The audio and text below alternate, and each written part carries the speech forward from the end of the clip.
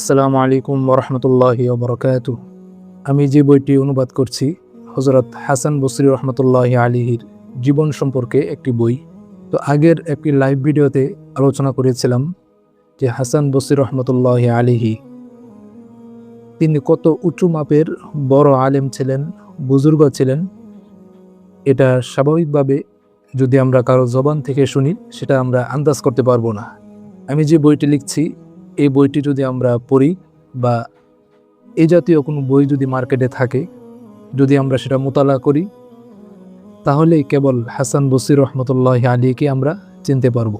তো অনুবাদ করছিলাম, কিছু গুরুত্বপূর্ণ বিষয় সামনে আসলো, যে বিষয়গুলো বর্তমান সময়ের একটি বিষয়ের সাথে মিলে যায়।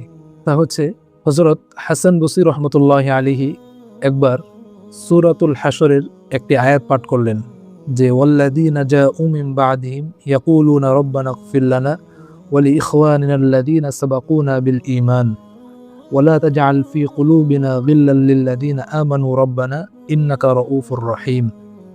আগে আয়াতের অর্থটি বলি, তারপর বিস্তারিত বলছি। এই আয়াতের অর্থ হচ্ছে, হাসান বসরি রহমতুল্লাহি আলাইহি এই আয়াতটি দ্বারা যা বুঝিয়েছেন তা বর্তমানের একটি বিষয়ের সাথে মিলে যায়। সে বিষয়টি যদি আমরা শুরুতে বলে নেই তাহলে আয়াতের অর্থটি আমাদের বুঝতে অনেক বেশি সুবিধা হবে। সে বিষয়টি হচ্ছে, আল্লামা নুরুল ইসলাম মলিপুরি সাহেব এবং মাওলানা মামুনুল হক সাহেবের মাঝে যে বিষয়টি নিয়ে এত আলোচনা হচ্ছে, সমালোচনা হচ্ছে, এই বিষয়টার সাথে সংশ্লিষ্ট এই আলোচনাটা। তো হাসান বসরি রহমতুল্লাহি আলাইহি এই আয়াতটি একবার পাঠ করলেন। আয়াতের অর্থ হচ্ছে, সাহাবায়ে কেরামদের পরে যেই যুগটা আসবে, অর্থাৎ তাবিঈনদের যুগ, এই তাবিঈন যারা আছেন তারা দুনিয়াতে যখন আসবে তখন আল্লাহ তাআলার কাছে দোয়া করবে সাহাবায়ে কেরামদের জন্য, বা সাহাবায়ে কেরামদের পূর্ববর্তী যত মুমিন মুসলমান ছিলেন সকলের জন্যই তারা দোয়া করবে। কি দোয়া করবে? হে আমাদের প্রভু, আপনি আমাদের এবং আমাদের পূর্ববর্তী ইমানদার ভাইদের ক্ষমা করে দিন। তারা দোয়া করবে, আল্লাহ আপনি আমাদেরকে এবং আমাদের পূর্ববর্তী ইমানদার ভাইদেরকে ক্ষমা করে দিন, এবং আমাদের অন্তরে ইমানদারদের প্রতি কোনো বিদ্বেষ, হিংসা, ঈর্ষা রাখবেন না। হে আমাদের প্রতিপালক, নিশ্চয়ই আপনি অত্যন্ত দয়ালু এবং স্নেহশীল। অর্থাৎ আপনি যেহেতু অনেক দয়ালু এবং স্নেহশীল, আপনি আমাদের এই দোয়াটি কবুল করে নেন।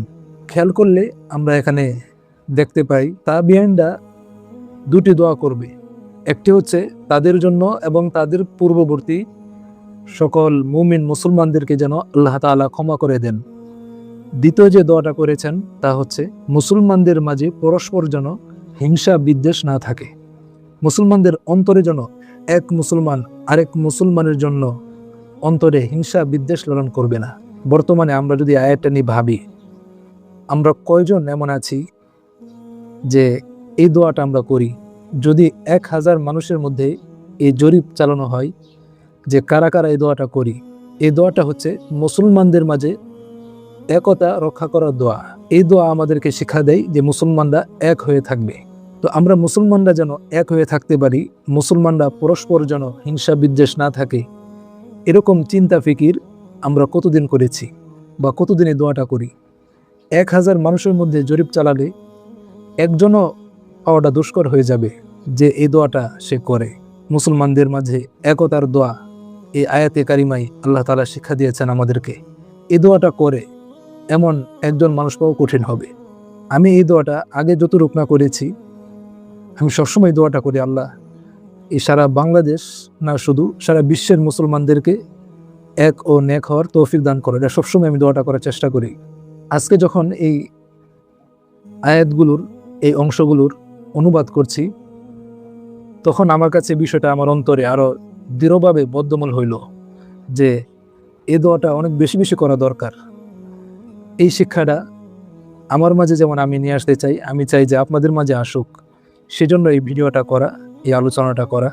তো হাসান বসরি রহমতুল্লাহি আলাইহি এই আয়াতটা পাঠ করে সর্বশেষ তিনি বললেন, আল্লাহর কসম, ওই মানুষগুলো অর্থাৎ তাবিঈন যারা ছিলেন তারা পারস্পরিক দয়া ও ভালোবাসার মানুষ ছিল।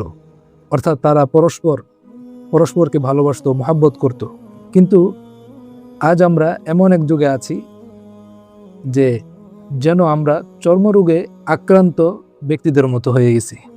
অর্থাৎ তিনি এটা দ্বারা বুঝিয়েছেন যে আমাদের অন্তর অনেক কঠোর হয়ে গেছে, আমাদের অন্তরগুলো কঠোর এবং বিচ্ছিন্নতা আমাদের মাঝে প্রকাশ পাইতেছে, একতা আমাদের মাঝে কোনোভাবেই নেই।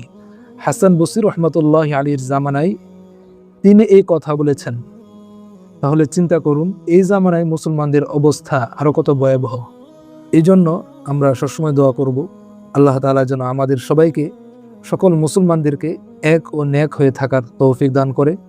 মুসলমানরা যেন পরস্পর একে অন্যের প্রতি দয়া, মোহাব্বত, মায়া, মমতা লালন করতে পারে। মুসলমানদেরকে যেন আল্লাহ তাআলা ক্ষমা করে দেয়। সবসময় এই দোয়া আমাদের করা উচিত। এরকম গুরুত্বপূর্ণ দামি দামি কথা দিয়ে এই বইটা সাজানো হয়েছে।